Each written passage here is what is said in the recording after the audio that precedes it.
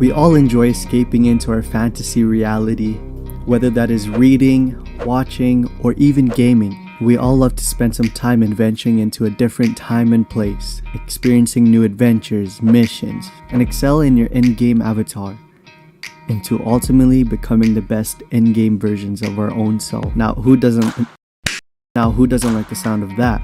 Now, we all love the sound of that, but what if I told you that too much gaming can cause long-term problems? Problems like cognitive or emotional and behavioral difficulties. It may even cause difficulties in paying attention. Well, that's exactly what we're going to explore in today's video, why too much gaming can cause ADHD. And you're exploring the psychology within gaming.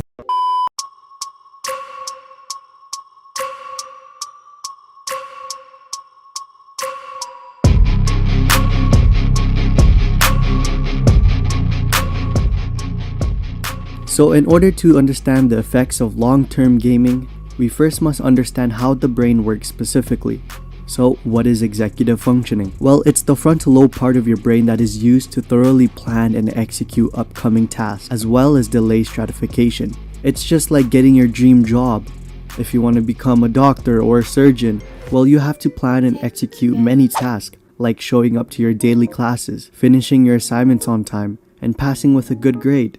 And so as you climb up to your goal, you're also delaying stratification. And well, this is very crucial for us to possess these bases of intellectual good behavior and or good social interactions. But the exact opposite of this is executive dysfunctioning, which is the inability to plan and execute function. And so spending too much time playing video games may impact your executive dysfunction.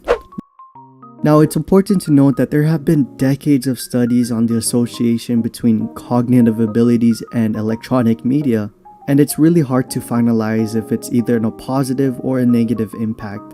But something I want to show you is an early study done in 2010, where they looked at the association between video game experience and cognitive control. Researchers indicated that levels of video game consumption may be associated with a reduction in the efficiency of those cognitive processes, and that which allows one to maintain goal-directed information processing. So if you were to think about any single game, role-playing games like Lost Ark, open-world games like GTA, or even action-adventure games, and within all these games you go upgrade your avatar, well, it's the fact that these games actually guides and instructions to individual steps in completing them, into ultimately guiding you to that final destination. So what happens is that it does not let you do voluntarily in your own way to plan and execute your upcoming quest. And you see this especially in role-playing games like Lost Ark or Genshin Impact. For the many hours you have to grind, if you ever grinded Lost Ark, well, it gives you instructions to go from level 1 to level 2, upgrading all the way to level 50. Until then you can reach to tier 2 back to level 1, and still instructing you to reach back to level 2 to level 3, and which the game can just continue almost forever. It's that in everything you do, you're doing it because you were told to. And what's crazy about these games is that they imply many different stimuli every other second when it comes to the music, the sound effects, the visual effects, the violence and action. And in that, we gamers have limited or even 0 to 1 option rate to these many different stimuli. Simply, the game is controlling your executive function that is meant to all be planned mentally. So if you were to be doing this over time, excessively overstimulating your senses, you may end up reducing your cognitive abilities or executive functioning. So there is a possible chance that too much gaming can cause cognitive problems, but it shouldn't always be the case. It has to be some deeper meaning behind all this. And so onwards with the study, researchers continue to find that high-end gamers can recruit proactive control, but they have difficulty maintaining this type of control over time. Now, proactive control means having attention and perception of your goal-directed information. So this can mean that there is an underlying cognitive dysfunction making it difficult to maintain your proactive control. And one reason that could explain all this is due to attentional deficits, or generally speaking, ADHD.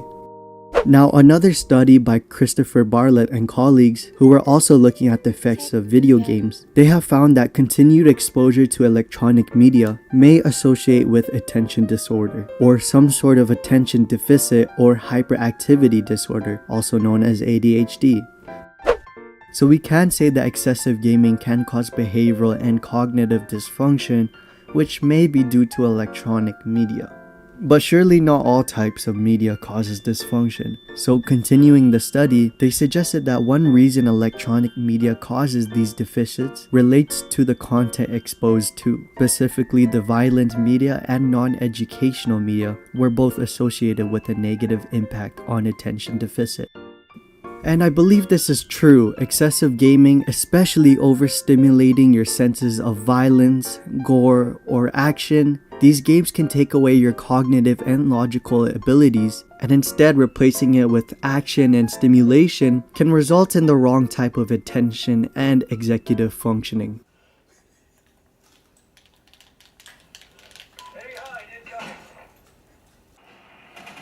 Hey, yeah, I got one! I got one! Ah!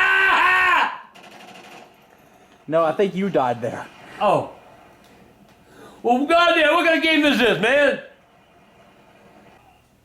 Come on, man! Where the fuck you at, motherfucker? I'll shoot a goddamn tree if I don't shoot nothing else. Man, goddamn this thing! Man, fuck it! I just goddamn blast every motherfucking thing in the world! God, you son of a bitch! Quit shooting me, motherfuckers! Let me shoot one of y'all for a change! Please! Please let me, Michael! Don't let me, die, you motherfucker! Ah, ah. But that ain't me. Man, fuck this. Go on, God, let me shoot somebody. Somebody just stand out over and let. So that is just the main gist of executive dysfunction, but what I really want to talk about next is some ways to help with executive dysfunction. So a disclaimer for this video is solely for educational purposes, not a professional therapist by any means. If you are in any way suffering in these types of difficulties, please go ahead and see a licensed therapist. I will also link some in the description as well.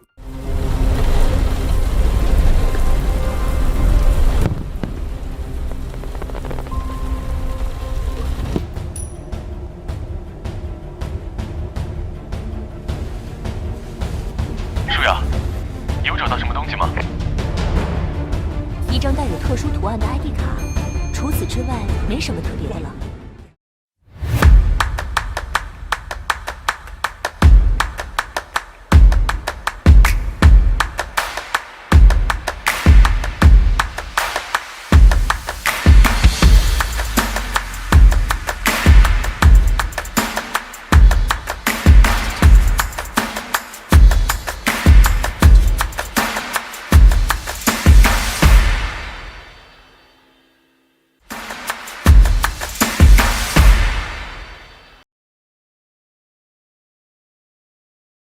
Now there's two approaches I want to mention, the first one being operationalizing problem. Now this is the process of converting open-ended problems into a more doable close-ended problem.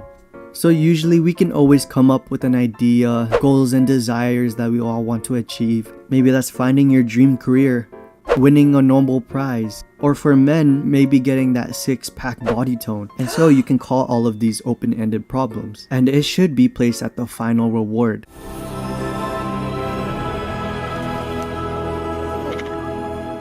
And now you use your executive functioning to rationalize close-ended problems that could reach your final goal. So if you were to find your dream career, you would have to start off by slowly mapping out its individual quests, like finishing high school, getting a degree, and getting work experience. And within each of these close-ended problems comes along with its discrete information, making it a more doable problem. Well, it's then these close-ended problems is gonna lead you to your open-ended desire. So then you can really have full insight of an easier problem to further plan and execute it. And it's crazy because high-end gamers are very bad at attacking open-ended problems, but when you give them a close-ended problem with its parameters, you can see that gamers are actually really good at it. Yeah, boy. You wouldn't want to tell a gamer to go pass all your classes with at least a 90%, but instead if you told that gamer to finish all your assignments on time, well, gamers are very proficient to doing these tasks. And so if you do experience executive dysfunction, you will need to start changing your open-ended problems into a more doable closed-ended problem. Now for the second approach, frustration and emotion. For some people who have ADHD or executive dysfunctioning, also may have difficulties with one's emotional control. So when playing video games, as you journey throughout the game, 9 times out of 10 of all things you do, you somehow make a mistake. It puts you back to your checkpoint to then retrace your steps to fix that mistake. And so over time, people with low emotional control, they may feel really dumb, they may think that the game is rigged, and they may feel really incompetent and frustrated on themselves. And this ultimately can negatively affect your emotional behavior. So what can you do? Well, you must digest your emotions and deal with your negative thoughts. And you portray this into every problem-oriented task, turning from an open to closed-ended problems, but now with the full control of your emotions. And of course, there's many other approaches, like you can start doing meditation, or you can start talking to a therapist or your family friend. There are many alternatives to help with one's emotional control. Alright, so let's review today's topic. It is somewhat safe to say that excessive gaming can lead to negative outcomes. But it's still to keep in mind that video game training can be one of the more interesting and promising means to improve perceptual, attentional, and cognitive abilities. Do know that this is a very important topic, especially nowadays. Do spend a lot of time escaping into the gaming world, and that we should all be aware of the effects. So other than that, hopefully you guys learned and are now aware of everything. If you did like the video or enjoyed it, please don't forget to like and subscribe, for I'll be posting more videos on these, like psychology within gaming.